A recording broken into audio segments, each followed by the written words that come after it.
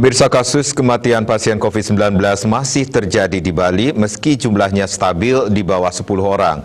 Pada hari ini sebanyak 9 pasien COVID-19 dilaporkan meninggal dan didominasi Denpasar yang melaporkan 4 pasien. Sisanya berasal dari Badung 2 pasien dan masing-masing 1 pasien dilaporkan Tabanan, Bangli, dan Buleleng.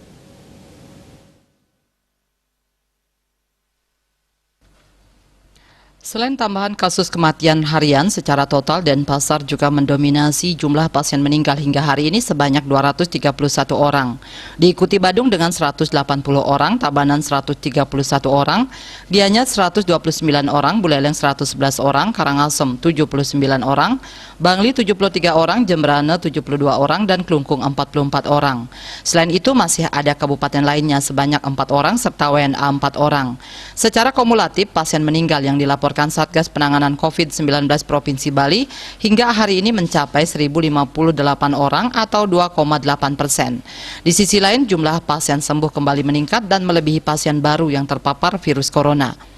Hari ini sebanyak 209 pasien dinyatakan sembuh dan didominasi Kabupaten Badung yang melaporkan 61 pasien sembuh. Secara kumulatif hingga hari ini, pasien sembuh yang dilaporkan Satgas Penanganan COVID-19 Provinsi Bali sebanyak 35.208 orang atau 93,1%. Untuk pasien baru yang terpapar virus corona hari ini sebanyak 207 orang. Denpasar yang melaporkan 81 pasien baru kembali mendominasi tambahan harian pasien baru, diikuti Badung 42 orang, Buleleng 34 orang, Gianyar 15 orang, Tabanan 11 orang, Klungkung 9 orang, Jemberana dan Karangasem sama-sama melaporkan 5 orang dan Bangli melaporkan 4 pasien baru. Selain itu masih ada dari kabupaten lainnya yang melaporkan 1 pasien baru. Total pasien yang ditangani hingga hari ini mencapai 37.817 orang.